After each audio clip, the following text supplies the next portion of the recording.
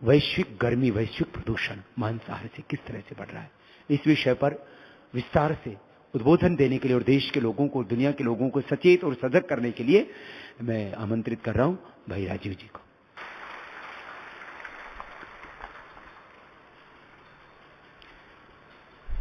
परम पूजनीय स्वामी जी, सभी सम्माननीय बहनों भाइयों, भारत स्वाभिमान के अभियान में बहुत सारे महत्वपूर्ण विषयों को हम उठा रहे हैं।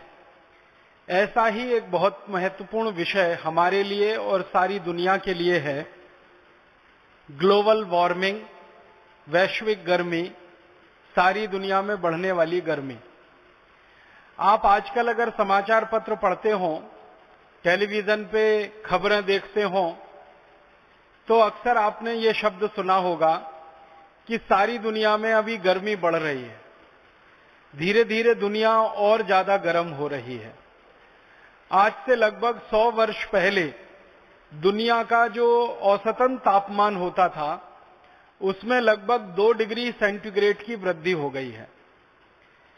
हमारे भारत के और दुनिया के बहुत सारे वैज्ञानिक जो इस विषय पर काम कर रहे हैं, उनका ऐसा मानना है कि अगर इसी रफ्तार से दुनिया चलती रही तो अगले 20 से 25 वर्षों में और अधिक से अधिक सन 2050 तक आते आते सारी दुनिया की गर्मी और ज्यादा लगभग 4 डिग्री सेंटीग्रेड तक बढ़ जाएगी। और अगर ये गर्मी बढ़ गई सारी दुनिया में, तो वैज्ञानिकों का ये कहना है कि उत्तरी ध्रुव पर जो बर्फ जमा है, वो बर्फ बहुत तेजी से पिघलना शुरू हो जाएगी। हमारे भारत देश में जो हिमालय में ग्लेशियर हैं, ये ग्लेशियर पिघलना शुरू हो जाएंगे। अगर उत्तरी ध्रुव की बर्फ पिघलती है और हिमालय के ग्लेशियर पिघलते हैं, तो नदियों में पानी बहुत ज्यादा आएगा। और नदियों में पानी का अगर सतह बढ़ती है, तल बढ़ता है, तो ये बढ़ा हुआ नदियों का पानी अंत में जाके समुद्र में मिलेगा, तो समुद्र में पानी बढ़ जाएगा। और कहा यह जा रहा है कि समुद्र के पानी में थोड़ी सी बढ़ोतरी अगर हो गई, मामूली सी बढ़ोतरी अगर हो गई, समुद्र के पानी में आप कल्पना करिए लगभग 6-7 इंच की वृद्धि अगर हो जाए, वैज्ञानिक तो अनुमान कर रहे हैं कि 12 से 14 इंच की वृद्धि हो सकती है, लेकिन अगर 6 से 7 इंच के समुद्र के पानी के सतह में वृद्धि हो गई, तो आपको बहुत दुख होगा ये जानकर कि दुनिया के बहुत सारे देश उसमें डूब जाएंगे। और दुनिया के देश जो डूबेंगे, उनमें भारत का भी बहुत बड़ा इलाका है जो समुद्र में डूब सकता है। हमारे भारत में आपको मालूम है कि समुद्र के किनारे लगभग 2 लाख गांव हैं संपूर्ण भारत देश में। कर्नाटक में एक बहुत बड़ा इलाका है जो समुद्र के किनारे है। आंध्र प्रदेश का एक बहुत बड़ा क्षेत्र है जो समुद्र के किनारे है। तमिलनाडु का एक बहुत बड़ा क्षेत्र है, समुद्र के किनारे है। केरल का बहुत बड़ा क्षेत्र है, समुद्र के किनारे है। बंगाल का बहुत बड़ा क्षेत्र है, समुद्र के किनारे है। उड़ीसा का बहुत बड़ा क्षेत्र है, समुद्र के किनारे है। भारत में ऐसे लगभग 12 राज्य हैं जिनका कोई न कोई इलाका समुद्र से लगता है। और अगर समुद्र के तल में 5-6 इंच से लेकर 12 से 14 इंच की वृद्धि हो गई, तो भारत के लाखों लाखों गांवों का अस्तित्व खत्म हो सकता है। हमारे देश का जो गोवा है, जो सबसे खूबसूरत राज्यों में गिनती किया जाता है, ये गोवा पूरा समुद्र में डूब सकता है। मुंबई का इलाका पूरा समुद्र में डूब सकता है। केरल का आधे से ज्यादा इलाका समुद्र में डूब सकता है। आंध्र प्रदेश का इलाका समुद्र में डूब सकता है आधे से ज्यादा। उड़ीसा, बंगाल, कर्नाटक, कई राज्यों का काफी इलाका समुद्र में डूब सकता है। अगर संख्या में गिनती करें तो भारत के 2 लाख गांवों के लिए खतरे की घंटी है। भारत के 2 लाख गांवों के अस्तित्व के लिए बहुत बड़ा प्रश्न खड़ा होता है। और ये भारत ही नहीं, दुनिया के कई देशों के लिए खतरे की घंटी है। आपको सुनकर ताज्जुब होगा, हैरानी होगी कि दुनिया में कुछ देश तो ऐसे हैं जो पहले से ही समुद्र के सतह से नीचे बसे हुए हैं, और वहां तो ये खतरा सबसे ज्यादा है। एक छोटा सा देश है यूरोप में, उसका नाम है नीदरलैंड, हॉलैंड। ये देश तो समुद्र के नीचे बसा हुआ देश है।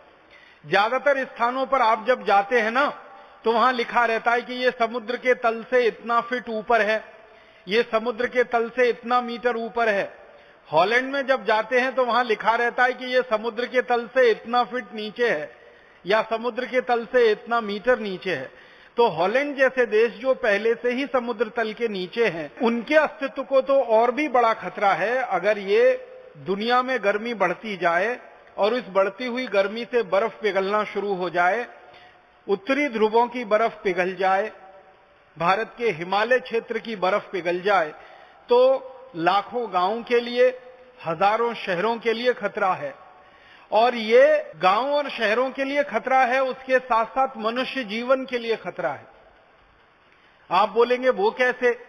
जब गर्मी बढ़ती है तो पूरे वातावरण का जो मौसम का चक्र है ना, वो बदल जाता है। सबसे बड़ा बदलाव क्या आता है कि मौसम के चक्र में जितनी गर्मी होनी चाहिए उसी के अनुसार बारिश होती है, जितनी बारिश होनी चाहिए उसी के अनुसार सर्दी होती है, और जितनी सर्दी होनी चाहिए उसके अनुसार फिर गर्मी होती है, और फिर जितनी गर्मी होनी चाहिए उसके अनुसार बारिश होती है। माने गर्मी, सर्दी, बारिश ये सब एक दूसरे के साथ आंतरिक रूप से बहुत गहराई से जुड़े हुए हैं। थोड़ी गर्मी बढ़े तो बारिश कम ज्यादा होती है, थोड़ी गर्मी बढ़े तो सर्दी भी कम ज्यादा होती है। अब बारिश कम ज्यादा हो जाए तो हमारे देश के कृषि उत्पादन पर बहुत बुरा असर पड़ता है। इसी तरह से सर्दी कम ज्यादा हो जाए तो कृषि उत्पादन पर बहुत बुरा असर पड़ता है। मैं एक छोटे से उदाहरण से आपको ये समझाता हूं। सर्दियों का सत्र शुरू हो गया है। ये सर्दियों का सत्र थोड़े दिन चलेगा, लगभग 3 से 4 महीने। अगर इसमें सर्दी आधा डिग्री सेंटीग्रेड भी कम हो जाए, जितनी जरूरत है अगर उतनी सर्दी ना हो, तो आपको सुनकर हैरानी होगी कि गेहूं की फसल नहीं आएगी। गेहूं जो पकता है हमारे देश में दाने के रूप में, वो पकेगा नहीं, फसल पूरी नहीं आएगी, गेहूं का उत्पादन बहुत कम हो जाएगा। इसी तरह से उल्टा है, अगर गर्मी ज्यादा बढ़ जाए तो गर्मियों के सीजन में, गर्मियों के सत्र में आने वाली फसल के उत्पादन पर बहुत बुरा असर पड़ता है। तो गर्मी जितनी होनी चाहिए उतनी ही होनी चाहिए, सर्दी जितनी होनी चाहिए उतनी ही होनी चाहिए, बारिश जितनी होनी चाहिए उतनी ही होनी चाहिए। जो प्रकृति ने तय किया है हजारों साल की व्यवस्था में, लाखों साल की व्यवस्था में, वो कम ज्यादा नहीं होना चाहिए। वो जैसा प्रकृति ने तय किया है वैसे ही रहना चाहिए, तब तो सारी दुनिया अच्छे से चलती है। लेकिन इसमें कम ज्यादा थोड़ा भी हो जाए तो सारी दुनिया तहस नहस हो सकती है। लाखों लाखों एकड़ गेहूं की फसल बर्बाद हो जाए, लाखों लाखों एकड़ बाजरे की फसल खराब हो जाए, लाखों लाखों एकड़ मक्की की फसल खराब हो जाए, लाखों लाखों एकड़ धान की फसल खराब हो जाए, ये पूरी संभावना है अगर मौसम का चक्र थोड़ा भी इधर से उधर हो जाए या थोड़ा भी मौसम के चक्र में परिवर्तन हो जाए। इसलिए सारे दुनिया के वैज्ञानिक बहुत ज्यादा इस बात पर चिंतित हैं कि पिछले 100 वर्षों में वातावरण में 2 डिग्री सेंटीग्रेड की गर्मी तो हो चुकी है, और अगले 50 वर्ष तक, माने 2050 तक आते आते और 2-2.5 डिग्री सेंटीग्रेड बढ़ जाए ऐसी संभावना दिख रही है। तो सारी दुनिया ऊपर से नीचे तहस नहस हो जाएगी और दुनिया में भयंकर आफत और प्रलय आ जाएगी। इसलिए सारे दुनिया के देश मिलकर आजकल एक वार्ता कर रहे हैं, एक संवाद कर रहे हैं, और उस वार्ता और संवाद का मुख्य विषय है कि सारी दुनिया की गर्मी को कैसे कम किया जाए और इस गर्मी को कैसे रोका जाए। अंतर्राष्ट्रीय स्तर पर एक संधि हुई है, उस संधि का नाम है क्योटो प्रोटोकॉल। क्योटो एक छोटा सा शहर है जापान नाम के देश में। वहां पर लगभग 4 वर्ष पहले दुनिया के 156 देशों के राष्ट्रपति, प्रधानमंत्री सब लोग इकट्ठे हुए। भारत के भी प्रधानमंत्री गए, अमेरिका के राष्ट्रपति वहां आए, चीन के राष्ट्रपति वहां आए, और दुनिया के सभी 156 देशों के राष्ट्रपति, प्रधानमंत्री वहां एकत्रित हुए। सबने मिलकर आपस में एक फैसला किया, और फैसला ये किया है कि सारी दुनिया में जितनी गर्मी बढ़ रही है उसके कारणों का पता लगाया जाए। जो जो कारण से गर्मी बढ़ रही है उन कारणों को ठीक करने के लिए सारे देश मिलकर प्रयास करें। तो लगभग 4-5 वर्षों से पूरी दुनिया में वैज्ञानिकों के छोटे बड़े दल बने हैं और वो इस बात का अध्ययन कर रहे हैं कि ये जो गर्मी बढ़ रही है इसके सबसे बड़े कारणों में से मुख्य कारण कौन कौन से हैं।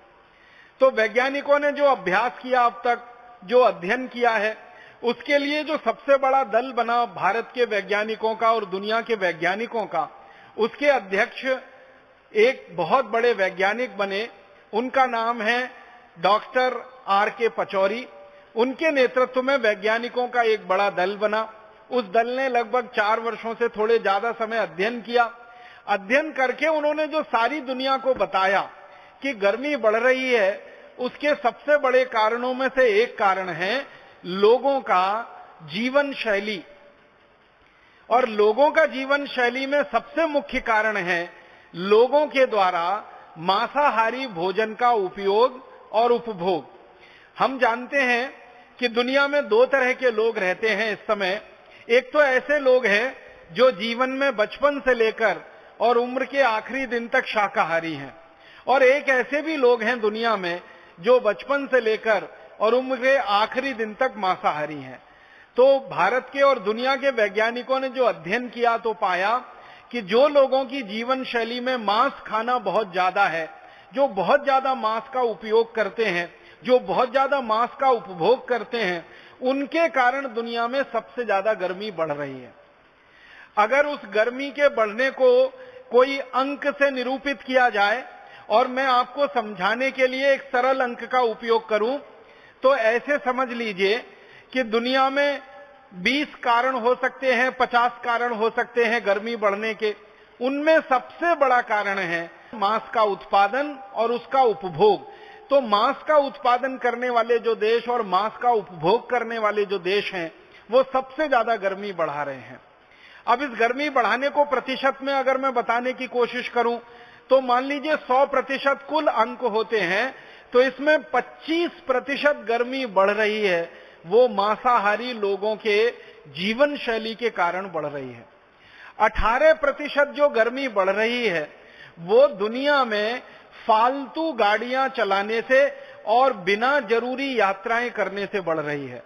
25% गर्मी बढ़ रही है मांसाहारी भोजन से, 18% गर्मी बढ़ रही है फालतू के यातायात से, और बची हुई जो गर्मी बढ़ रही है वो बची हुई गर्मी बढ़ रही है प्रदूषण से और औद्योगिक उत्पादन के द्वारा और सेवाओं के द्वारा, और थोड़ा बहुत हिस्सा उसमें खेती और जानवरों के द्वारा। तो कुल मिलाकर गर्मी बढ़ने के इतने सारे कारण हैं। औद्योगिक कारणों में लगभग 18-20 कारण हैं, उनके ज्यादा विस्तार में नहीं जाना चाहता, समय चला जाएगा।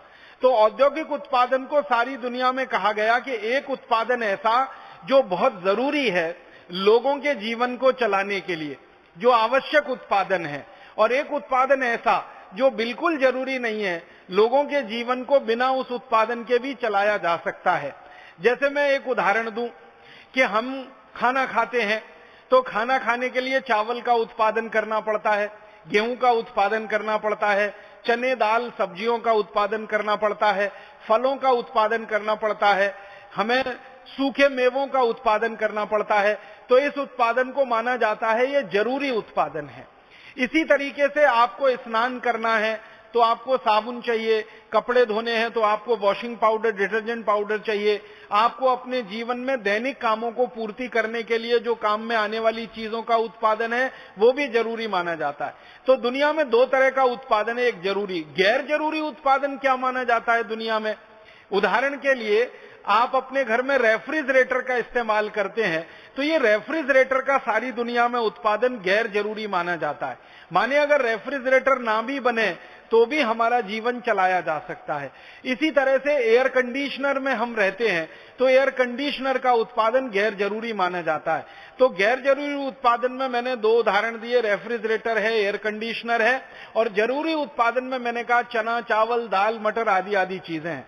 तो जो जरूरी उत्पादन है हमारे लिए और सारी दुनिया के लिए, उसके द्वारा जो गर्मी बढ़ रही है वो मात्र 18% है, और जो गैर जरूरी उत्पादन के द्वारा दुनिया में गर्मी बढ़ रही है वो लगभग 32% है।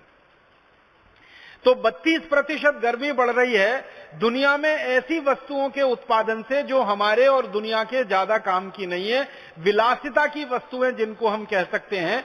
तो विलासिता की वस्तुओं का उत्पादन करके 32% गर्मी बढ़ रही है, जरूरी वस्तुओं का उत्पादन करके 18% गर्मी बढ़ रही है, 25% अकेली गर्मी बढ़ रही है मांस का उत्पादन करके, और बची हुई जो गर्मी का हिस्सा है वो हमारे फुटकर क्रियाकलापों से बढ़ती रहती है, जिसमें मैंने एक क्रियाकलाप बताया था ट्रांसपोर्टेशन, यातायात। उसमें से एक यातायात जो बहुत जरूरी है और एक यातायात जो बिल्कुल काम का नहीं है, जो गैर जरूरी है। सारे वैज्ञानिकों का यह मानना है कि सबसे ज्यादा अगर गर्मी कम हम कर सकते हैं तो एक ही क्षेत्र में इस समय कम कर सकते हैं, और वो क्षेत्र है मांस के उत्पादन में कमी लाकर और मांस के उपभोग को कम करके सारी दुनिया में गर्मी को कम किया जा सकता है। अगर सारी दुनिया शाकाहारी हो जाए, सारी दुनिया निरामिष हो जाए, सारे दुनिया के लोग मांस खाना बंद कर दें, सारे दुनिया के लोग जानवरों की हत्या करना बंद कर दें, तो सबसे तेजी से गर्मी कम हो सकती है, और वो कुल गर्मी का लगभग 25% है। और फिर आश्चर्य की बात आपको और बताऊं कि अगर मांस उत्पादन खत्म हो जाए सारी दुनिया में और मांस का उपभोग खत्म हो जाए, तो गैर जरूरी जो यातायात की गर्मी है वो भी कम हो जाएगी। क्योंकि आपको सुनकर हैरानी होगी कि जो जरूरी यातायात के लिए डीजल पेट्रोल खर्च होता है, उससे 2.5 गुना ज्यादा गैर जरूरी यातायात के लिए डीजल और पेट्रोल का खर्चा होता है पूरी दुनिया में। आप कोई काम से बहुत जरूरत से अपनी गाड़ी चलाकर जा रहे हैं, उसमें अगर 1 लीटर डीजल खर्च हो रहा है, तो बेकार के फालतू के लिए आप जो जा रहे हैं कहीं या किसी चीज को ला रहे हैं, उसमें 2.5 लीटर खर्च होता है।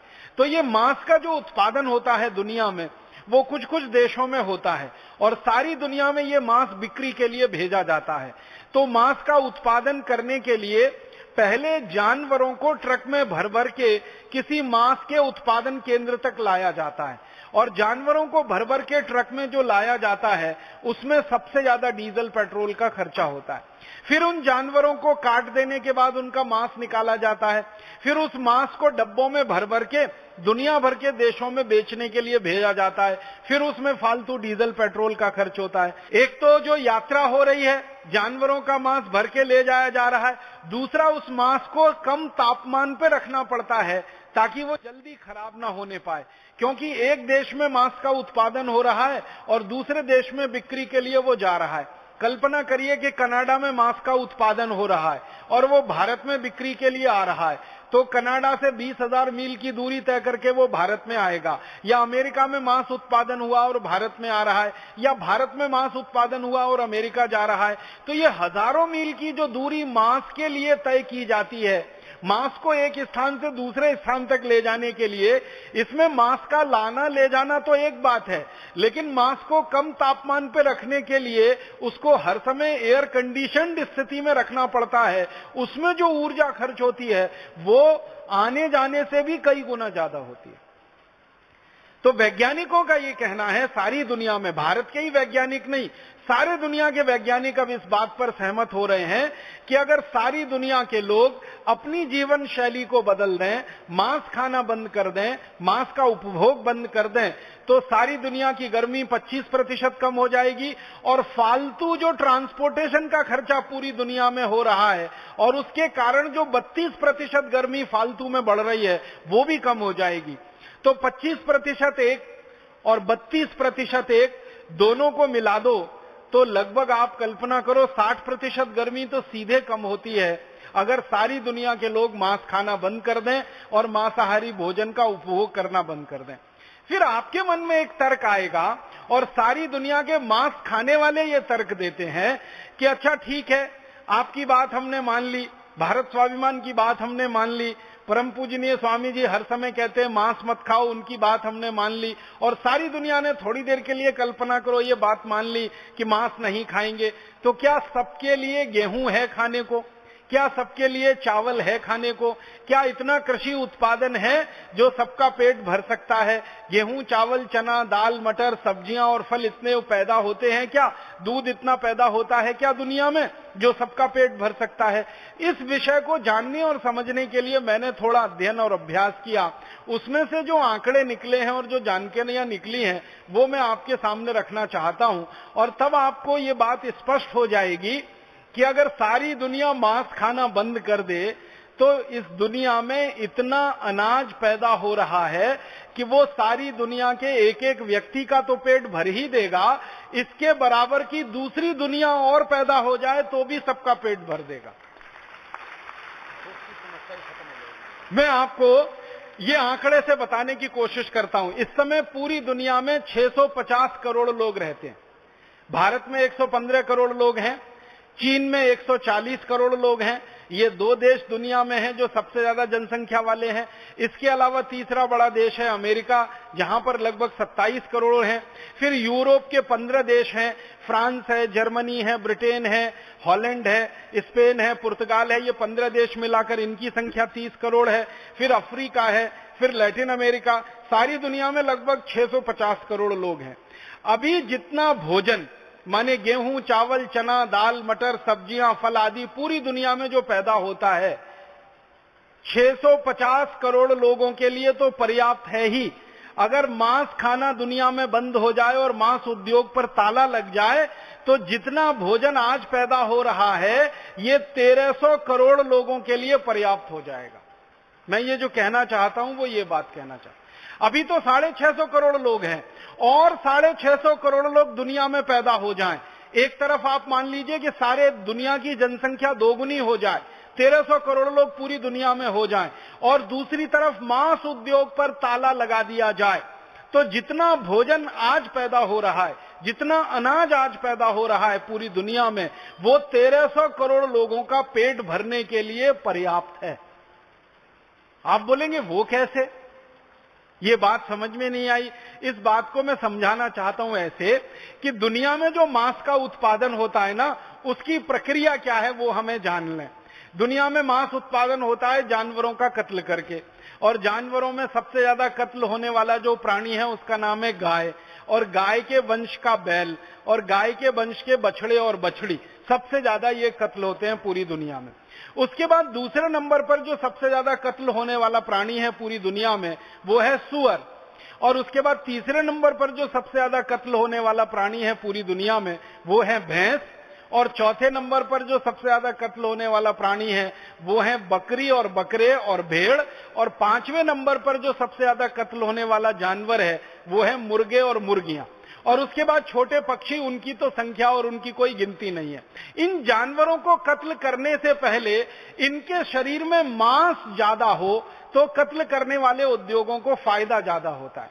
तो जानवरों के शरीर में मांस बढ़ाने के लिए वो जानवरों को अनाज खिलाते हैं, गेहूं खिलाते हैं, गेहूं के अलावा चावल और चना आदि खिलाते हैं, और मकई खिलाते हैं, बाजरी खिलाते हैं।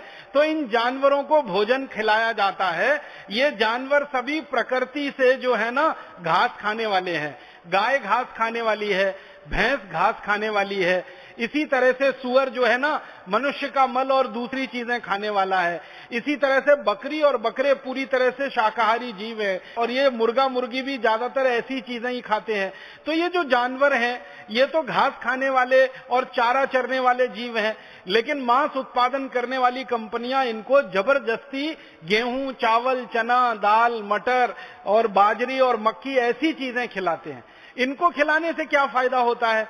ये अगर गेहूं खिलाया जाए जानवरों को, सोयाबीन खिलाया जाए जानवरों को, और बाजरी, मक्की आदि खिलाई जाए जानवरों को, तो वो बहुत जल्दी मोटे होने लगते हैं, बहुत जल्दी उनके शरीर में चर्बी बढ़ने लगती है, बहुत जल्दी उनके शरीर में फैट बढ़ने लगता है, और बहुत जल्दी उनका शरीर भारी होने लगता है।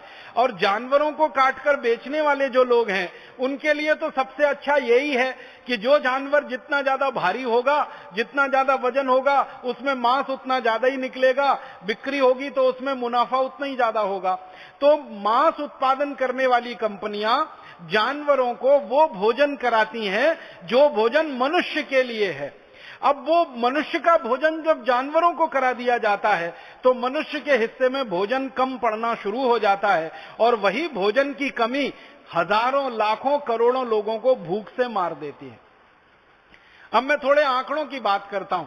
सारी दुनिया के जानवरों को गेहूं है, गेहूं से बनने वाली चीजें हैं, मक्की है, मक्की से बनने वाली चीजें हैं, बाजरी और बाजरी से बनने वाली चीजें हैं, सोयाबीन और सोयाबीन से बनने वाली चीजें हैं।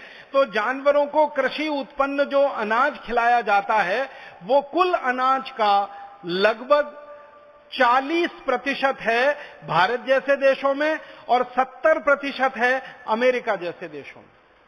ये भारत और अमेरिका की दो अलग अलग श्रेणियां मैंने बनाई हैं। भारत का मतलब है दुनिया के गरीब देश, जैसे भारत एक देश है, इंडोनेशिया है, मलेशिया है, पाकिस्तान है, बांग्लादेश है। तो भारत जैसे दुनिया में 186 देश हैं जिनको गरीब देश कहा जाता है। आजकल अंग्रेजी भाषा में एक शब्द विकसित हुआ है इन देशों के लिए, डेवलपिंग कंट्रीज, विकासशील देश या विकसनशील देश। तो भारत और भारत जैसे गरीब देश है, आप समझ लीजिए विकासशील देश। तो 186 देश हैं भारत जैसे। इन सभी देशों में मांस उत्पादन के लिए कुल कृषि उत्पन्न का 40% जानवरों को खिलाया जाता है। अब दूसरी तरफ अमेरिका है, जर्मनी है, फ्रांस है, ब्रिटेन है, कनाडा है और यूरोप के कई सारे देश हैं। इन देशों में कुल कृषि उत्पादन का लगभग 70% जानवरों को खिला दिया जाता है। आप सोचिए, अमेरिका में कुल जितना गेहूं पैदा होता है उस पैदा हुए गेहूं का 70% जानवरों को खिलाया जाता है। क्यों खिलाते हैं? अमेरिका के जानवर गेहूं खाकर, अमेरिका के जानवर सोयाबीन खाकर या कृषि उत्पन्न खाकर जल्दी से मोटे हो जाएं, जल्दी से उनके शरीर में मांस बढ़ जाए, ज्यादा मांस हो जाए, ज्यादा मोटे हो जाए और उनको फिर काटकर उनका मांस दुनिया में बेचकर अमेरिका की मांस बेचने वाली कंपनियां ज्यादा मुनाफा कमाएं। तो आप सोचिए, जो अमीर देश हैं उनके कृषि उत्पादन का 70% जानवर खा जाते हैं। जो गरीब देश हैं वहां मांस उत्पादन के लिए कुल उत्पादन का 40% खिला दिया जाता है जानवरों को। अगर औसत निकाला जाए, 70 और 40 को जोड़ दिया जाए 110 और इसका औसत निकाला जाए तो 55, माने दुनिया में औसतन आधा अनाज जानवरों को खिलाकर उनको मोटा बनाकर फिर उनका मांस कुछ लोग खाते हैं। अगर इस तर्क को सीधा सा समझने की कोशिश करें कि आधे से ज्यादा अनाज पहले हम जानवरों को खिलाएं, उनको मोटा बनाएं, फिर उनका मांस हम खाएं, इससे अच्छा सीधा सीधा ये है कि वो आधा अनाज सीधे ही हम खा जाएं, तो जितनी जनसंख्या की आज पूर्ति हो रही है उससे दोगुनी जनसंख्या की पूर्ति ऐसे ही हो जाए। तो आप बोलेंगे जी जानवर के लिए कहां से आएगा? प्रकृति ने, भगवान ने, परमात्मा ने ऐसी सुंदर व्यवस्था की है कि जहां से आपके लिए भोजन आता है वहीं जानवरों के लिए भी पैदा हो जाता है। उसके लिए अतिरिक्त प्रयास नहीं करना पड़ता। अगर आप खेती करते हैं, किसान हैं, तो आपको मालूम है हम गेहूं पैदा करते हैं तो गेहूं का ऊपर वाला हिस्सा तो हमारे काम आ जाता है खाने के लिए और नीचे का पूरा हिस्सा किसी गाय बैल भैंस के काम आ जाता है खाने के लिए। तो अतिरिक्त कुछ पैदा नहीं करना पड़ता जानवर के लिए। माने मनुष्य के लिए जो कुछ पैदा हो रहा है उसी से जानवर की पूर्ति होती है। हम मक्की का उत्पादन करते हैं, हम बाजरी का उत्पादन करते हैं, तो मक्की और बाजरी के ऊपर का जो हिस्सा है बाल वाला, जो लगभग 1 फीट का होता है, वो तो हमारे काम आ जाएगा और बचा हुआ नीचे का 6-7 फीट का जो हिस्सा है वो तो किसी जानवर के ही काम आने वाला है। तो प्रकृति और परमात्मा ने तो व्यवस्था ऐसी की है कि मनुष्य के लिए कुल उत्पादन जितना चाहिए उससे 6-7 गुना ज्यादा उत्पादन चारे और घास का जानवरों के लिए हो ही जाता है। उसके लिए कोई अतिरिक्त प्रयास नहीं करना पड़ता। इसलिए जानवरों की हमें ये चिंता छोड़ देनी पड़ेगी कि अगर हम उनको अनाज नहीं खिलाएंगे तो उनका पेट कहां से भरेगा। उनका पेट भरने के लिए तो प्रकृति और परमात्मा ने व्यवस्था की हुई है, आप उसकी चिंता मत करिए। आप तो सिर्फ इतनी चिंता करिए कि अपने पेट में ये जानवरों को काट काट कर डालना बंद कर दीजिए, इनका मांस खाना बंद कर दीजिए। सारी दुनिया की व्यवस्था तो बहुत सुंदर और बहुत अच्छे से है। मैं थोड़ी सी और बात समझाने के लिए कुछ आपके सामने आंकड़े रखना चाहता हूं। सारी दुनिया में इस समय मांस का जो कुल उत्पादन होता है पूरी दुनिया में, 200 देश हैं कुल मिलाकर, भारत सहित, अमेरिका सहित, कनाडा, जर्मनी जैसे, तो पूरी दुनिया के 200 देशों में कुल मांस का एक साल में उत्पादन होता है 28 crore 50 lakh metric ton. 1 metric ton में लगभग 1000 किलोग्राम होते हैं। तो 28 करोड़ 50 लाख मीट्रिक टन मांस का उत्पादन पूरी दुनिया में होता है। इस पूरे के पूरे मांस के उत्पादन को मांस पैदा करने वाली कंपनियां बोल रही हैं कि 2050 तक हम इसको 46 करोड़ 50 लाख मीट्रिक टन कर देंगे उस उत्पादन को। मतलब जो उत्पादन आज हो रहा है उसका लगभग दोगुना वो कर देंगे 2050 तक। इसका मतलब सीधा सा ये है कि मांस उत्पादन करने वाली कंपनियां पूरी दुनिया में ताकत से लगी हुई हैं कि मांस का उत्पादन बढ़े। और यह मांस का उत्पादन तभी बढ़ेगा जब मांस का उपभोग बढ़े, मांस का उपयोग बढ़े, मांस का ज्यादा से ज्यादा लोग उपयोग करें। तो मांस पैदा करने वाली कंपनियां पूरी दुनिया को मांसाहारी बनाने के काम में लग गई हैं और उसके लिए उन्होंने कई तरह के तर्क और कुतर्क विकसित कर लिए हैं और रात दिन वो प्रचार कर रही हैं। उनके विज्ञापन रोज टीवी पर आ रहे हैं। भारत में भी आपने देखा है ना, ये मांस उत्पादन करने वाली कंपनियों का ही विज्ञापन है, संडे हो या मंडे कभी भी खाओ अंडे, आपने देखा होगा। और हमारे देश में मुझे बहुत शर्म आती है, अफसोस होता है कि कई सिनेमा में काम करने वाले एक्टर एक्ट्रेसेस जो निजी जिंदगी में शाकाहारी हैं, वो पैसे के लालच में अंडों का विज्ञापन करते हैं। और हमारे देश के कुछ खिलाड़ी भी हैं, क्रिकेट खेलने वाले खिलाड़ी हैं, अन्य खेल खेलने वाले खिलाड़ी हैं, और हमारे देश के और भी कई ऐसे अच्छे लोग जिनको माना जाता है मीडिया में, वो भी लग गए हैं। तो पूरी दुनिया में मांस का उपभोग बढ़े और मांस का उपयोग बढ़े, इसके लिए कंपनियां करोड़ों करोड़ों रुपए विज्ञापन पे खर्च कर रही हैं।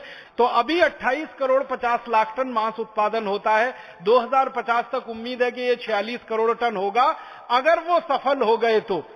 और दूसरी तरफ ये भी संभावना है कि अगर हम सफल हो गए, भारत स्वाभिमान अभियान सफल हो गया और सारी दुनिया में हमारे जैसे विचार के लोग सफल हो गए, तो आने वाले सन 2050 में पूरी दुनिया में मांस का उपभोग 0 होगा, 0 होगा, 0% होगा। माने ये जो 28 करोड़ 50 लाख टन आज हो रहा है, ये 2050 तक आते आते खत्म ही हो जाएगा, बंदी हो जाएगा, अगर हमारे जैसे लोग सफल हो गए और अपनी विचारधारा के लोग सारी दुनिया में बढ़ गए। तो ये लड़ाई अब देवासुर संग्राम की लड़ाई है। एक तरफ असुर लोग हैं जो मांस पैदा कर रहे हैं, मांस खा रहे हैं और मांस खिला रहे हैं, और एक तरफ आपके जैसे देव लोग हैं, देवता लोग हैं जो मांसाहारी जीवन शैली के खिलाफ सारी दुनिया को शाकाहारी बना रहे हैं और इस अभियान को बढ़ा रहे हैं। योग और प्राणायाम के माध्यम से और कोई कोई दूसरे लोग मेडिटेशन के माध्यम से, अलग अलग माध्यमों से ये काम चल रहा है। युद्ध सारी दुनिया में इस समय शुरू हो चुका है। ये मांस पैदा करने वाले जो सारी दुनिया में लोग हैं, जितना मांस ये पैदा करते हैं, इन मांस के पैदा होने के जो उपभोग के बारे में एक जानकारी देना चाहता हूं कि एक तरफ दुनिया में भारत जैसे 186 गरीब देश हैं और एक तरफ अमेरिका जैसे दुनिया में 16 अमीर देश हैं। तो 16 अमीर देशों में कुल मांस उत्पादन का 60% खपत होता है और 186 देशों में कुल मांस उत्पादन का मात्र 40% खपत होता है। इसका मतलब बहुत साफ है कि गरीब देश अभी भी बहुत ज्यादा धार्मिक हैं, बहुत ज्यादा नैतिक हैं, गरीब देश अभी भी बहुत ज्यादा सात्विक हैं और गरीब देश अभी भी बहुत ज्यादा पवित्र हैं। अमीर देश जिनकी संख्या मात्र 16 है, वहां 60% मांस का उपभोग होता है। माने 28 करोड़ 50 लाख टन के आंकड़े को आप निकालेंगे तो लगभग 18-19 करोड़ टन मांस का उपभोग और उत्पादन तो अमीर देशों में ही है, गरीब देशों में तो काफी कम है। इसका मतलब गरीब देशों में अभी भी शाकाहारी लोग ज्यादा हैं, सामिश लोग अमीर देशों में ज्यादा हैं।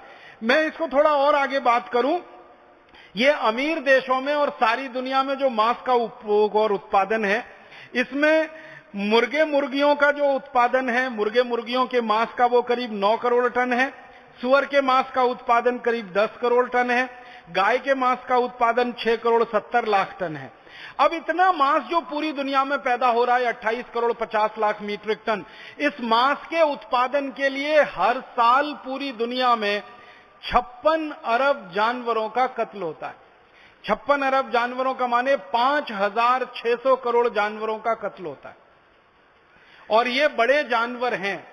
बड़े जानवर का माने गाय है, बैल है, भैंस है, ये बड़े जानवर हैं। बकरे हैं, बकरियां हैं। मुर्गे हैं, मुर्गियां हैं, वहां तक तो गिनती होती है, सुअर भी इसमें है। उसके नीचे जो छोटे पक्षियों की गिनती है वो अंदाजा लगाया जाता है, उनको गिनना बहुत मुश्किल हो जाता है। तो 5,600 करोड़ निर्दोष जानवरों को, मूक जानवरों को, जिन्होंने दुनिया में कभी किसी का अहित नहीं किया, किसी का नुकसान नहीं किया, ऐसे जानवरों को काट दिया जाता है 28 करोड़ 50 लाख मीट्रिक टन मांस पैदा करने के लिए। इस मांस के उत्पादन में भारत की क्या स्थिति है उसके बारे में भी मैं बताना चाहता हूं। भारत में हर साल मात्र 58 लाख मीट्रिक टन मांस का उत्पादन होता है। पूरी दुनिया में 28 करोड़ 50 लाख मीट्रिक टन उत्पादन है मांस का। भारत में मात्र 58 लाख मीट्रिक टन मांस का उत्पादन है। माने पूरी दुनिया के अगर प्रतिशत में निकाला जाए तो पूरी दुनिया के मांस के उत्पादन का 10% निकलेगा तो करीब 2 करोड़ 80 लाख निकलेगा, 5% निकलेगा तो करीब 1 करोड़ 40 लाख निकलेगा। 2.5% के आसपास भारत में मांस का उत्पादन है। पूरी दुनिया के कुल मांस के उत्पादन में भारत की स्थिति 2.5% उत्पादन की ही है। माने अगर दुनिया के हिसाब से आंकड़ों में बात की जाए तो भारत में मांस का उत्पादन अभी काफी कम है। माने भारत में मांस खाने वाले लोग काफी कम हैं। माने भारत में सबसे ज्यादा संभावना है सभी लोगों के जल्दी से जल्दी शाकाहारी हो जाने की। भारत में जनसंख्या के प्रतिशत के अनुसार मैं बात करूं तो भारत में अगर मान ले 115 करोड़ नागरिक रहते हैं तो आंकड़ों के अनुसार इनमें लगभग 70% नागरिक हैं जो शाकाहारी हैं, जो पूरी तरह से शाकाहार पर जीवन जीते हैं अपना, और 30% भारतवासी हैं जो मांसाहारी हैं, जो मांस खा के अपना जीवन बिताते हैं। भारत में मांस के उत्पादन में गाय का मांस 14 लाख टन पैदा होता है, भैंस का मांस करीब 14 लाख टन पैदा होता है, मटन करीब 2.5 लाख टन पैदा होता है, बकरे बकरी का मांस करीब 4.5 लाख टन है, सुअर का मांस 6,30,000 टन है, मुर्गे मुर्गी का मांस 16 लाख टन है। और इस पूरे मांस को पैदा करने के लिए भारत सरकार के पिछले साल के आंकड़े हैं 2008 के कि ये भारत में 58 लाख मीट्रिक टन मांस पैदा करने के लिए 10 करोड़ 50 लाख जानवरों का पिछले साल कत्ल किया गया। और ये 10 करोड़ 50 लाख जानवरों का जो कत्ल हमारे देश में किया गया, इनमें लगभग 4.5 करोड़ जानवर हैं जो गाय बैल भैंस की कैटेगरी के हैं, माने बड़े जानवर हैं, और बचे हुए सारे छोटे जानवर हैं, बकरे बकरी मुर्गे मुर्गियां आदि आदि। तो भारत देश में लगभग 3,600 तो सरकार के रजिस्टर्ड कत्ल खाने हैं और करीब 36,000 अनरजिस्टर्ड कत्ल खाने हैं। इनके द्वारा कुल मिलाकर ये 10 करोड़ जानवर हर साल काटे जा रहे हैं और उसमें से 58 लाख मीट्रिक टन मांस पैदा हो रहा है। ये भारत की स्थिति है। इसी तरह चीन के बारे में अगर बात करूं तो चीन में हर साल 12 करोड़ मीट्रिक टन मांस पैदा होता है। और इसी तरह अमेरिका की बात करें तो अमेरिका में 4.5 करोड़ मीट्रिक टन मांस हर साल पैदा होता है। यूरोप की बात करें तो यूरोप में हर साल करीब 3.6 करोड़ मीट्रिक टन का है और दूसरे देशों में उससे कुछ कम है। अब ये जो मांस उत्पादन हो रहा है सारी की सारी दुनिया में, भारत सहित, इस मांस उत्पादन में 4-5 नुकसान सबसे बड़े हो रहे हैं। मैंने आपसे सबसे पहले कहा कि जो अनाज हम मनुष्य को खिलाने के लिए पैदा करते हैं वो अनाज का एक बहुत बड़ा हिस्सा जानवरों को खिलाया जा रहा है और जानवरों को मोटा बनाकर उनका मांस खाया जा रहा है। अगर जानवरों वाला अनाज सीधे मनुष्य को खाने को मिल जाए तो सारी दुनिया की भुखमरी खत्म हो जाए एक बार में ही। मैं आपको एक छोटी सी बात बताऊं, यूनाइटेड नेशंस ने अभी थोड़े दिन पहले एक स्टडी कराई, संयुक्त राष्ट्र ने एक अध्ययन कराया कि भारत में और दुनिया में हर दिन 40,000 लोग, जिनमें बच्चे भी शामिल हैं, बिना दूध और बिना रोटी के मरते हैं। 40,000 लोग हर दिन मरते हैं, भूख से मरते हैं। और सारी दुनिया में लगभग 200 करोड़ लोगों को भूखमरी की हालत है। पूरी दुनिया की लगभग 1/3 आबादी भूखमरी के कगार पर है। मैंने आपसे कहा था कि 650 करोड़ की पूरी दुनिया है, उसमें 200 करोड़ लोगों को हर समय भूखमरी की हालत रहती है और इनमें से 40,000 लोग हर दिन मर जाते हैं सारी दुनिया में भूख के कारण। अब इतने सारे लोग हर दिन मर रहे हों भूख के कारण, तो इन लोगों की भूखमरी खत्म हो जाए और 200 करोड़ लोगों की भूखमरी हमेशा के लिए खत्म हो जाए, उसके लिए संयुक्त राष्ट्र संघ की संस्था जिनका नाम है food and agricultural organisation FAO, उन्होंने एक सर्वेक्षण किया और उनकी रिपोर्ट ये कहती है कि सारी दुनिया के मांस खाने वाले लोग अपने मांस के उपभोग में सिर्फ 10% की कटौती कर दें, सिर्फ 10%। माने जो लोग सारी दुनिया में मांस खा रहे हैं ना, उनमें से 10% लोग शाकाहारी हो जाएं, तो एक भी बच्चा पूरी दुनिया में भूख से नहीं मरेगा और एक भी व्यक्ति पूरी दुनिया में भूख से नहीं मरेगा। इसको दो तरह से समझ सकते हैं। अमेरिका में हर आदमी साल में 165 किलो मांस खा जाता है। चीन में हर आदमी साल में 95 किलो मांस खा जाता है। यूरोप में हर आदमी साल में लगभग 130 किलो मांस खा जाता है, यूरोप और कनाडा मिला के।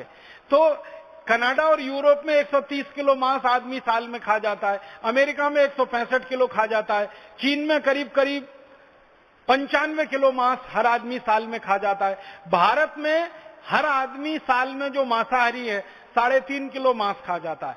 तो भारत की गिनती अगर अमेरिका, चीन और यूरोप की तुलना में करें तो बहुत नीचे आती है मांस खाने वालों में।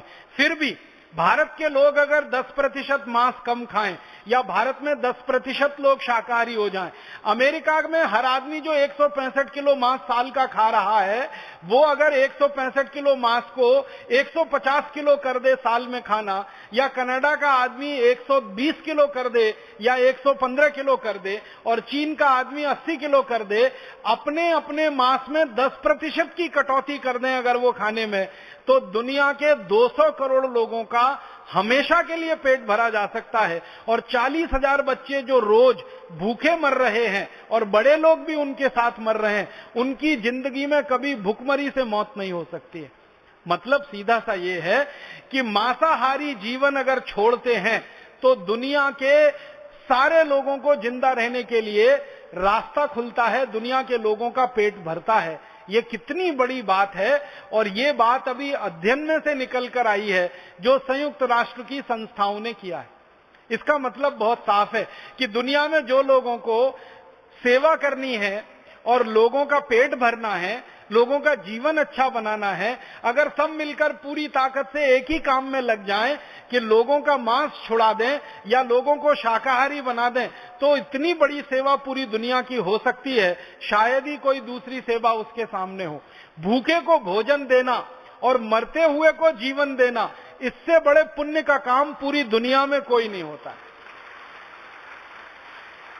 भारत के शास्त्रों में और भारत के पुराने ऋषि महर्षियों के द्वारा किए गए आप्त वचनों में जो सबसे महत्व की बात है वो ये है, भूखे को भोजन देना, मरते हुए को जीवन देना, इससे बड़ा सेवा का और पुण्य का कोई काम नहीं है। तो अगर दुनिया के भूखे लोगों को भोजन देना है, मरते हुओं को जीवन देना है, तो हम सब पूरी दुनिया के लोगों को एक ही काम में ताकत से लग जाना चाहिए, लोगों को शाकाहारी बनाना चाहिए, लोगों का मांस छुड़वाना चाहिए। दुनिया के लोगों को शाकाहारी हो जाने में कितने फायदे हैं और दुनिया के लोग अगर मांसाहारी बने रहे तो कितने नुकसान हैं, छोटी छोटी कुछ बातें मैं आपको बताना चाहता हूं। एक बात यह बताना चाहता हूं कि एक साथ पूरी दुनिया में सबसे ज्यादा प्रदूषण अगर फैलता है तो मांस खाने वाले लोगों के कारण फैलता है। क्यों? प्रदूषण में जिन जिन चीजों को हम गिनते हैं, हवा जहरीली हो रही है, पानी जहरीला हो रहा है, हवा में कमी आ रही है, पानी में कमी आ रही है, और खेत के लिए काम आने वाली मिट्टी में खराबी आ रही है, और जंगल तेजी से कट रहे हैं, पूरी दुनिया में पेड़ों की संख्या कम हो रही है। ये सब कारण माने जाते हैं पर्यावरण प्रदूषण। दुनिया में जो जो अध्ययन हो रहे हैं वैज्ञानिकों के द्वारा, वो अध्ययन ये बता रहे हैं कि सारी दुनिया में तेजी के साथ जो जंगलों में कटाई हो रही है, उस कटाई का सबसे बड़ा कारण है मांस उद्योग का बढ़ते चले जाना। तेजी से जंगल खत्म हो रहे हैं, तेजी से जंगल कट रहे हैं, वो मांस उद्योग के कारण जंगल कट रहे हैं और जंगल खत्म हो रहे हैं। आप बोलेंगे वो कैसे हो रहे हैं?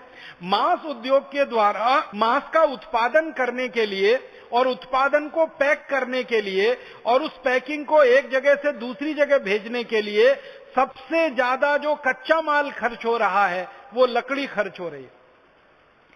आपने देखा है मास्क के जो पैकेट होते हैं, जो डब्बे बनाए जाते हैं, उन डब्बों में जो मटेरियल इस्तेमाल किया जाता है, जिन चीजों से वो डब्बे बनाए जाते हैं, उन चीजों का सबसे ज्यादा आने का काम वो जंगल से ही होता है।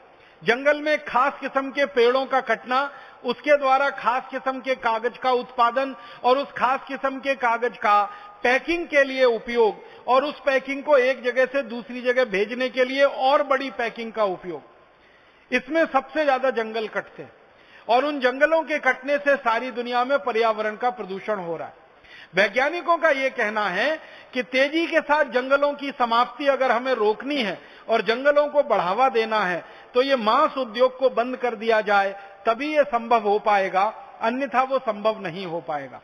दूसरा, सारी दुनिया में पानी का सबसे ज्यादा खर्चा अगर कोई करता है तो ये मांस उद्योग करता है।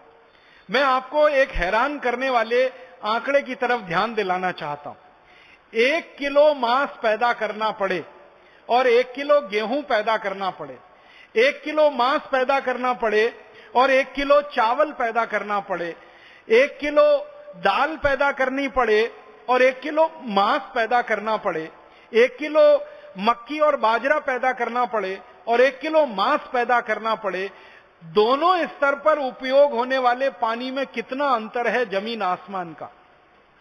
आप जानते हैं सबसे ज्यादा पानी का उपयोग होता है चावल की खेती में। चावल पैदा करने में सबसे ज्यादा पानी लगता है। उसके बाद दूसरे नंबर पर गन्ने की खेती में सबसे ज्यादा पानी लगता है। तो गन्ने और चावल की खेती में से अगर 1 किलो चावल हम पैदा करें, 1 किलो चावल पैदा करने में 5000 लीटर पानी खर्च होता है। खराब से खराब जमीन की बात कर रहा हूं मैं। और अगर जमीन बहुत अच्छी है, जमीन बहुत उपजाऊ है, जमीन में नमी बहुत है, तो 1 किलो चावल पैदा करने में मात्र 3 से 3500 लीटर पानी खर्च होता है। तो 1 किलो चावल पैदा करें तो अच्छी जमीन पर 3-3500 लीटर पानी खर्च होगा, खराब से खराब जमीन पर 5000 लीटर पानी खर्च होगा 1 किलो चावल पैदा करने में। 1 किलो गेहूं अगर पैदा करना पड़े तो खराब से खराब जमीन पर जो पानी का खर्चा है वो 1000 से 1500 लीटर है और अच्छे से अच्छे जमीन पर पानी का खर्चा 700 से 800 लीटर है। अगर 1 किलो मक्की और बाजरी पैदा करना पड़े तो 1 किलो बाजरी पैदा करने में मात्र 500 लीटर पानी लगता है। 1 किलो मक्की पैदा करने में 700-750 लीटर पानी लगता है। माने आप अगर देखना चाहें तो इस बात को देखें कि 1 किलो चावल हो या 1 किलो गेहूं हो या 1 किलो मक्की हो या 1 किलो बाजरी हो, इन सबको पैदा करने में अधिक से अधिक 5000 लीटर पानी और कम से कम 500 लीटर पानी खर्च होता है। माने 500 लीटर से लेकर 5000 लीटर के पानी में 1 किलो भोजन और अनाज पैदा होता है। अब दूसरी तरफ हम देखें, 1 किलो मांस पैदा करना पड़े, गाय का मांस पैदा करना पड़े जिसको बीफ कहते हैं, सुअर का मांस पैदा करना पड़े जिसको पोर्क कहते हैं, और मटन आदि कोई भी मुर्गे मुर्गियों का मांस पैदा करना पड़े, तो 1 किलो मांस पैदा करने में 70,000 लीटर पानी खर्च होता है। और ये मेरे आंकड़े नहीं है, संयुक्त राष्ट्र संस्थाओं के आंकड़े। संयुक्त राष्ट्र की संस्थाओं का कहना है कि 1 किलो बीफ पैदा करें या 1 किलो पोर्क पैदा करें या 1 किलो मटन पैदा करें तो कम से कम 70,000 लीटर पानी खर्च हो जाएगा। और 1 किलो गेहूं, चावल, चना आदि पैदा करें तो 500 लीटर से 5000 लीटर में काम हो जाएगा। मतलब सीधा सा ये है कि 1 किलो अनाज पैदा करने में जितना पानी खर्च होता है उससे लगभग 10 गुना से लेकर 100 गुने तक ज्यादा पानी खर्च होता है मांस पैदा करने में। अब आप जरा सोचिए कि सारी दुनिया में अगर 1 किलो मांस पैदा करने में 70,000 लीटर पानी खर्च हो रहा है तो 28 करोड़ 50 लाख मीट्रिक टन, 28 करोड़ में 1000 का गुणा कर लो, इतने करोड़ किलोग्राम, और उसमें फिर 70,000 का गुणा करो, कितने करोड़ लीटर पानी की बर्बादी होती है मांस के उत्पादन। और आप जानते हैं पानी एक ऐसी वस्तु है जिसको किसी भी रासायनिक प्रक्रिया के द्वारा कारखाने में नहीं बनाया जा सकता और कितने ही पैसे खर्च करके आपके घर में पैदा नहीं किया जा सकता। पानी तो एक ऐसी वस्तु है जो प्रकृति के द्वारा ही हमको मिलती है।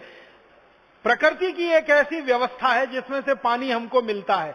समुद्र का पानी गर्मियों में वाष्प बन के उड़ता है, बादलों के रूप में इकट्ठा होता है, फिर बादलों में संघनन की क्रिया चलती है, और जब कम दबाव का क्षेत्र बन जाता है तो बादल बरस पड़ते हैं और पानी हमें मिल जाता है। इसी प्रकृति की प्रक्रिया के तहत एक एक बूंद पानी मिलता है, और उस एक एक बूंद पानी का सबसे ज्यादा दुरुपयोग अगर कहीं हो रहा है तो मांस पैदा करने वाले उद्योगों में हो रहा है। 1 किलो मांस के लिए 70,000 लीटर पानी की बर्बादी।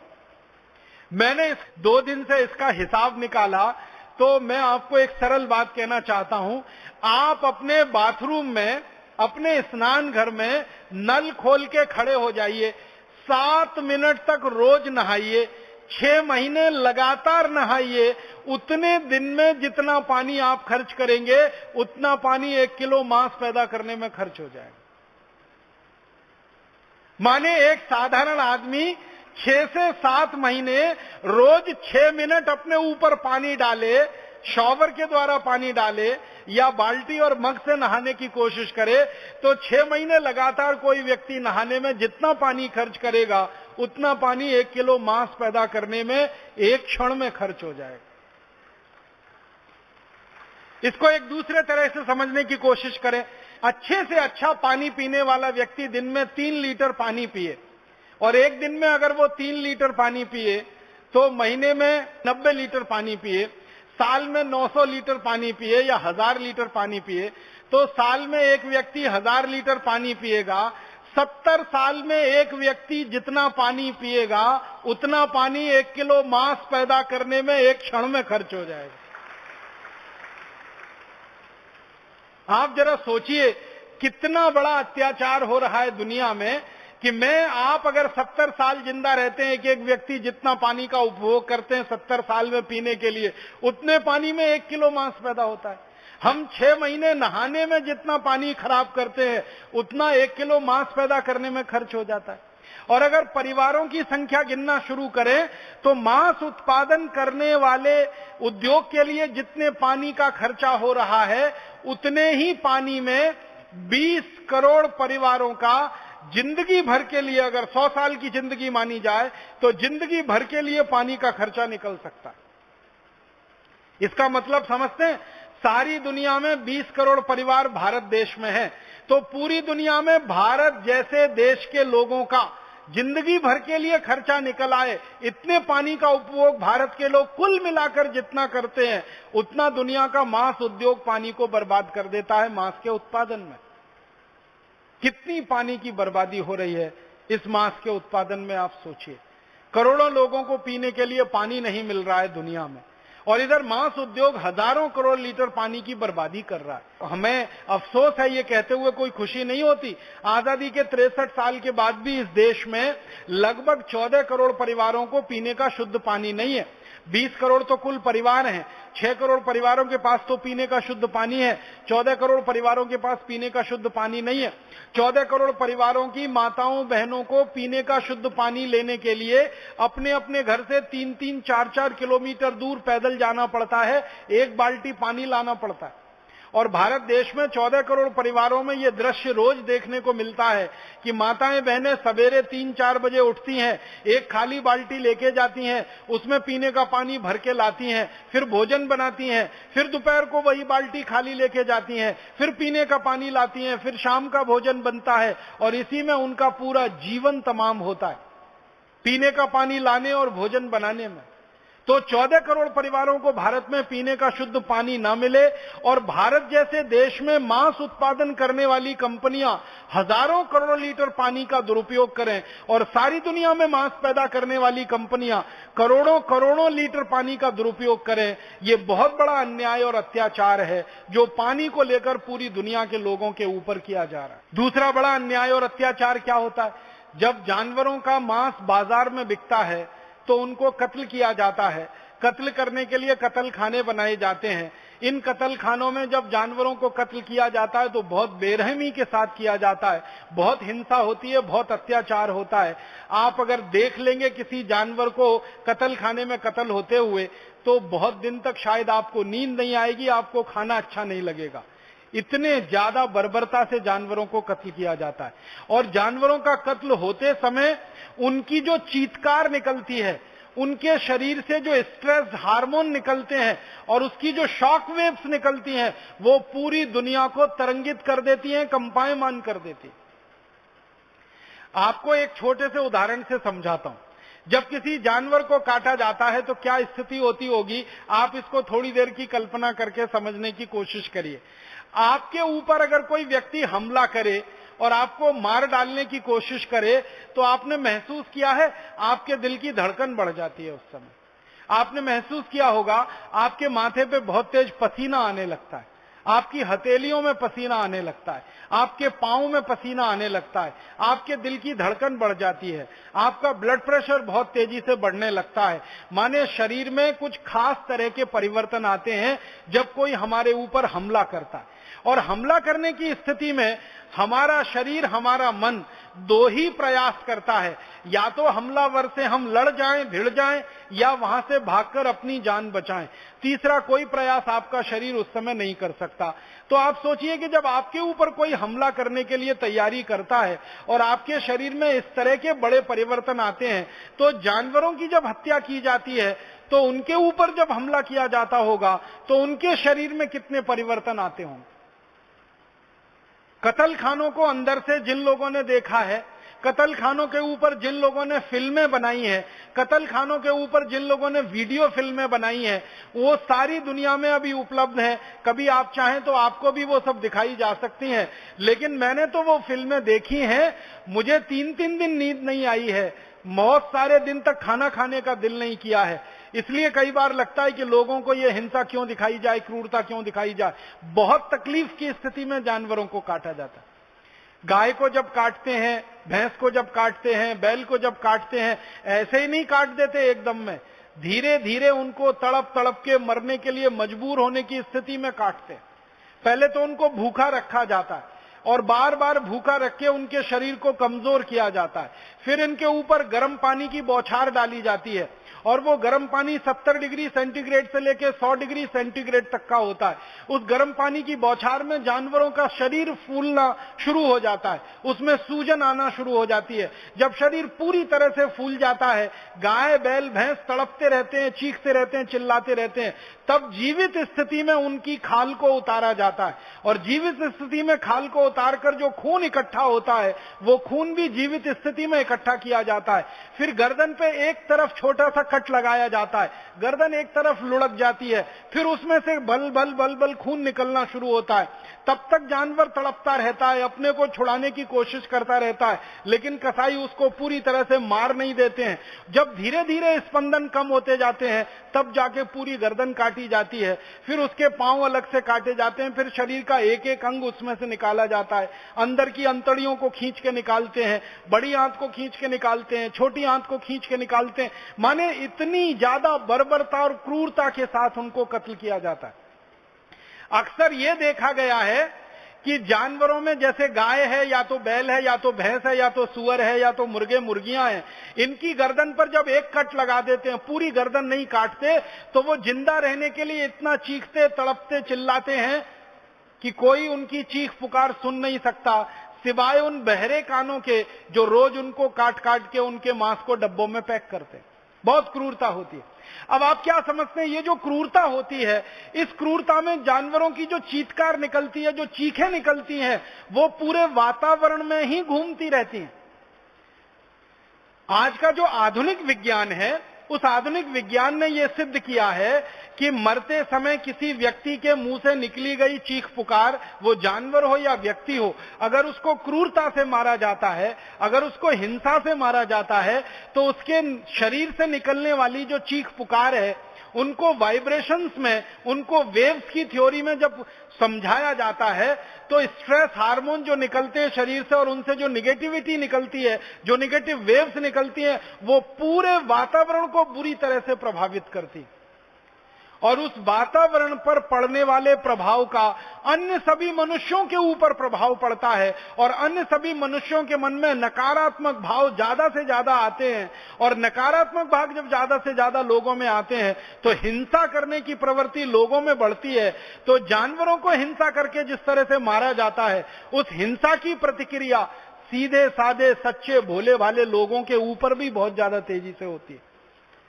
दुनिया के वैज्ञानिक अब इस बात पर सहमत हो रहे हैं कि जानवरों को मारकर जो हिंसा हो रही है और उससे जो शॉक वेव्स निकल रही हैं सारी दुनिया में, ये सीधे साधे भोले भाले स्वस्थ लोगों के मन मस्तिष्क को इतनी ज्यादा प्रभावित कर रही हैं कि लोग बहुत ज्यादा नकारात्मक और हिंसक हो रहे हैं, और नकारात्मकता और हिंसा सारी दुनिया में बढ़ रही है तो अत्याचार और पाप पूरी दुनिया में बढ़ रहा है, वो जानवरों की होने वाली हत्या है।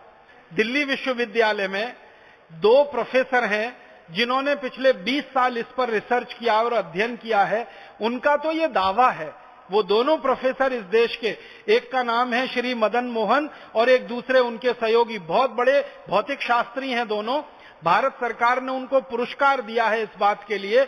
उनकी फिजिक्स की रिसर्च ये कहती है कि जानवरों को जितना ज्यादा कत्ल किया जाएगा, जानवरों को जितना ज्यादा हिंसा से मारा जाएगा, उतना ही अधिक दुनिया में भूकंप आएंगे, उतने ही अधिक दुनिया में जलजले आएंगे, उतने ही अधिक दुनिया में प्राकृतिक आपदा होगी, उतने ही अधिक दुनिया में संतुलन बिगड़ेगा, असंतुलन बढ़ेगा।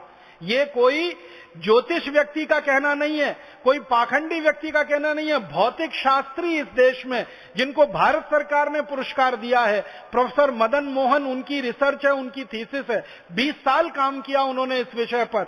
उन्होंने काम किया कि जहां जहां कत्ल खाने दुनिया में है, भारत में और वहां जाकर उन्होंने रहकर देखा, शॉक वेव्स को उन्होंने एब्जॉर्व किया और उनको नापा, उनको तौला, उनका अभ्यास किया और उन्होंने पाया कि ज्यादा से ज्यादा दुनिया में प्राकृतिक रूप से जो दुर्घटनाएं हो रही हैं उनका एक बड़ा कारण कत्ल खाने हैं और उनमें से निकलने वाले जानवरों की चीख पुकार है। बहुत बड़ा नुकसान पूरी दुनिया इसमें झेल रही है। और एक बहुत बड़ा नुकसान हो रहा है पूरी दुनिया को। एक तरफ जानवर कट रहे हैं, मनुष्य का खाना जानवरों को खिलाया जा रहा, वो तो है ही। मनुष्य के लिए जो स्थान सुरक्षित है रहने के लिए और जीवन यापन करने के लिए, उस स्थान को जानवरों के लिए आरक्षित किया जा रहा है। क्योंकि ये जो कत्ल खाने बनते हैं, इन कत्ल खानों की जगह 1-2 वर्ग मीटर की नहीं होती, 1-2 वर्ग किलोमीटर की नहीं होती, हजारों हजारों वर्ग किलोमीटर में कत्ल खानों के चरागाह बनाए जाते हैं और उनमें रेंच बनाए जाते हैं। जिन स्थानों पर आदमी रह सकता है, मनुष्य रह सकता है, ऐसे हजारों किलोमीटर के स्थान जानवरों के बाड़े के रूप में विकसित किए जाते हैं ताकि कत्ल करने वाले जानवरों को वहां विकसित किया जा सके। मैं एक और छोटा सा उदाहरण आपको देना चाहता हूं, कितनी क्रूरता है इस दुनिया में, जो जानवरों की हिंसा करने वाली दुनिया है या अत्याचार करने वाली दुनिया है। गाय के बछड़े का मांस अभी पूरी दुनिया में लोकप्रिय हो रहा है।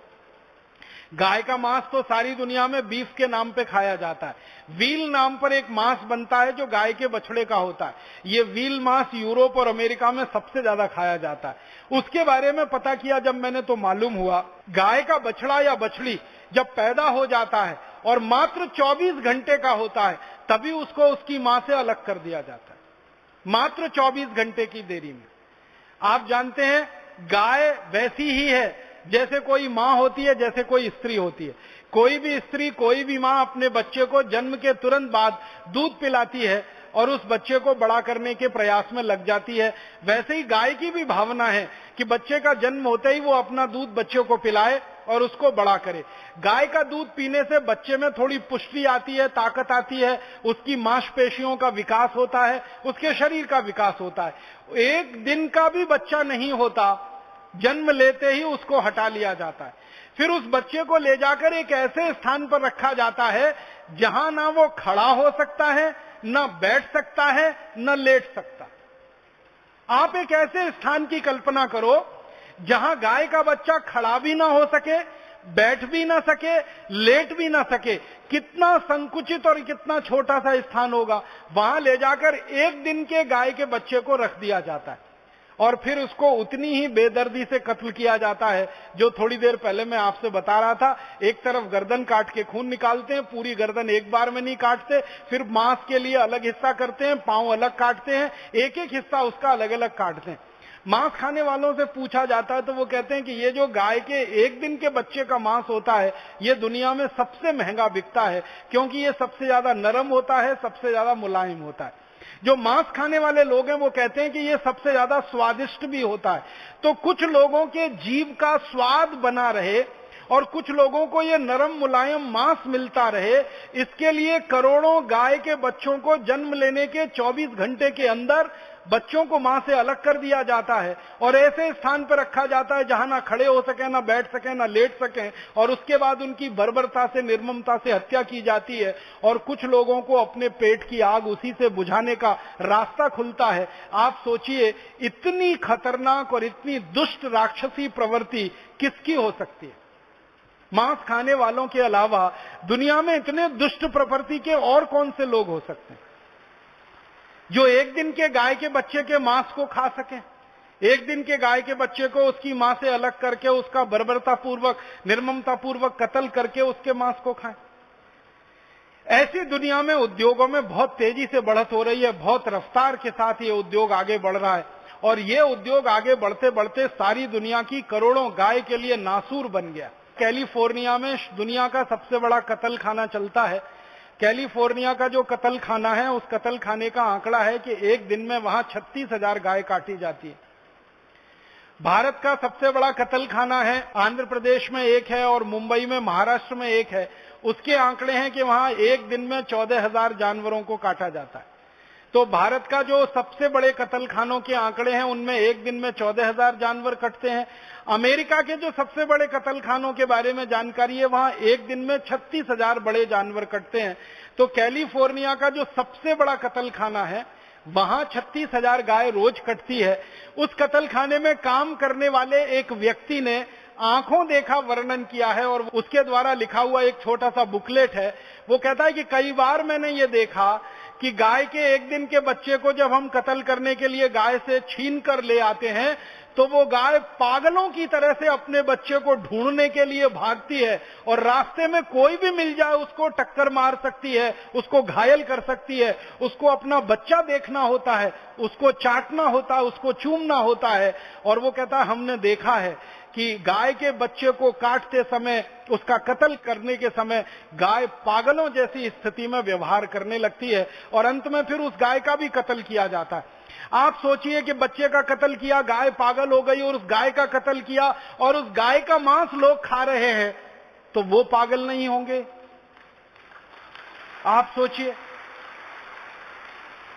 गाय अपने बच्चे को ढूंढने के लिए बिलखती है, तड़पती है, परेशान होती है। जैसे कोई मां होती है वैसे ही गाय होती है।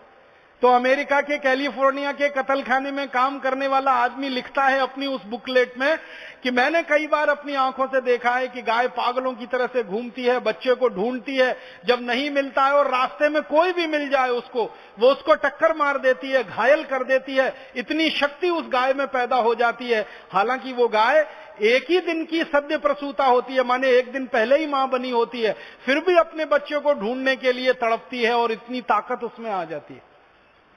ऐसी स्थिति में करोड़ों करोड़ों गायों को परेशान करके, तड़पा के, उनके बच्चों को उनसे छीन कर, उनको बिलखता छोड़कर जब कत्ल किए जाते हैं और उसका मांस दुनिया के लोगों को परोसा जाता है, तो किस तरह के लोग बनेंगे इस मांस को खाने वाले? किस तरह की वृत्ति होगी ऐसे लोगों की जो इस तरह का मांस खाते हैं? आप उसका अंदाजा लगा सकते हैं। हमारे भारत में हजारों वर्षों से एक बात कही जाती है और वो बात 100% सच है, जैसा खाओ अन्न वैसा बने मन। अगर आप ऐसे तड़पती हुई गाय के, बिलखती हुई गाय के बछड़े का मांस खाएंगे, अगर आप ऐसी तड़पती हुई गाय, बिलखती हुई गाय का मांस खाएंगे, या जानवरों के ऊपर क्रूर हिंसा द्वारा पैदा किए हुए मांस को आप खाएंगे, तो आपके मन में सात्विकता तो आ ही नहीं सकती।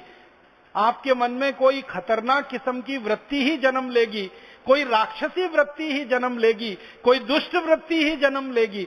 और शायद उस दुष्ट वृत्ति और राक्षसी वृत्ति का अंतिम दुष्परिणाम वही होगा कि दुनिया में खतरनाक किस्म के चोर, डकैत, लुच्चे, लफंगे, लुटेरे, बलात्कारी, व्यभिचारी लोग पैदा हों जो इस तरह के मांस को खाने के बाद निकलें।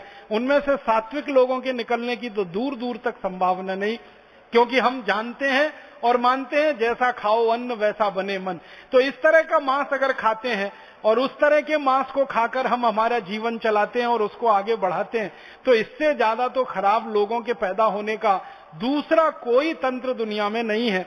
इसलिए मुझे ऐसा लगता है कि ये मांस खाने वाले लोगों के बारे में और मांस का उत्पादन करने लोगों के बारे में सारी दुनिया में एक राय बननी चाहिए और एक अभियान चलना चाहिए कि हर मांसाहारी आदमी को समझाया जाए और उसको शाकाहारी बनाया जाए, और मांस पैदा करने वाले उद्योगों को कहा जाए कि भाई तुमको पैसा कमाना है, उद्योग चलाना है, रोजी रोटी चलानी है, तो दुनिया में बहुत सारे अच्छे काम है करने के लिए। गेहूं का उत्पादन करो, मांस का उत्पादन क्यों करते हो? चावल का उत्पादन करो, मांस का उत्पादन क्यों करते हो? दूध का उत्पादन करो, मांस का उत्पादन क्यों करते हो? दही और घी का उत्पादन करो, मांस का उत्पादन क्यों करते हो?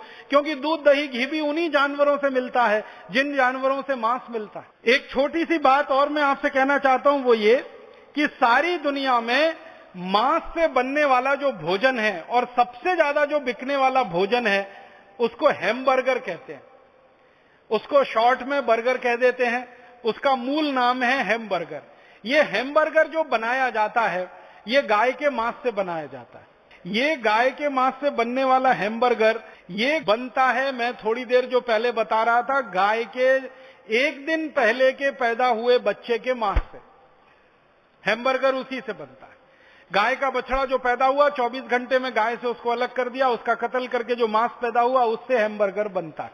तो ये जो हैमबर्गर बनाया जाता है सारी दुनिया में, और इसको बनाने वाली जो कंपनी है पूरी दुनिया में, वो इसी तरह गाय का पालन करती हैं और बछड़ों को गायों से अलग कर करके उनका मांस बनाते हैं। अब ये हैमबर्गर बनाते समय इसका रंग सफेद रहे और इसका रंग लाल हो जाए, उसकी कीमत में जमीन आसमान का अंतर आ जाता है।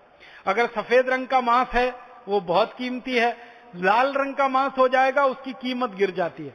तो गाय का बछड़े का मांस हैमबर्गर बनाते समय पूरा सफेद रहे, एकदम व्हाइट एंड व्हाइट रहे, उसमें थोड़ा भी लाल रंग ना आने पाए, रेडिश ना होने पाए, इसके लिए गाय को बहुत सारे दिनों तक भूखा रख के उसको एनीमिया का शिकार बनाया जाता है। आप जानते हैं एक बीमारी होती है एनीमिया, जिसको हम सब कहते हैं ना, रक्त की कमी, खून की कमी, रक्त की अल्पता, खून की अल्पता। तो गाय के शरीर में अगर खून जरूरत से ज्यादा है तो उसका जो मांस निकलेगा और उसके बच्चे का मांस निकलेगा वो हल्के लाल रंग का हो जाएगा। लेकिन हल्के लाल रंग का जो मांस है उसकी कीमत गिर जाती है दुनिया में, वो कम कीमत पे बिकता है। इसलिए ज्यादा कीमत पर मांस बिके गाय के बछड़े का, अधिक कीमत मिले, इसके लिए गाय को एनीमिया नाम की बीमारी का शिकार बनाते हैं, रक्त की अल्पता नाम की बीमारी का शिकार बनाया जाता है। और गाय को इस बीमारी का शिकार बना के उसके बच्चे को इस बीमारी में लाया जाता है। तो गाय जब गर्भवती होती है, मां बनने वाली होती है, तो गर्भ के समय में उसको जो पोषण मिलना चाहिए ताकि उसको रक्त की कमी ना हो, खून की कमी ना हो, जैसे हम हमारे घर में हमारी मां की देखभाल करते हैं जो गर्भवती होती है, और हमेशा ये ध्यान रखा जाता है कि गर्भवती मां को कभी भी रक्त की कमी ना हो, खून की कमी ना हो। इसके लिए डॉक्टर अलग तरह से दवाएं लिखता है, घर वाले भोजन की अलग व्यवस्था करते हैं। ऐसे ही गाय के साथ होता है।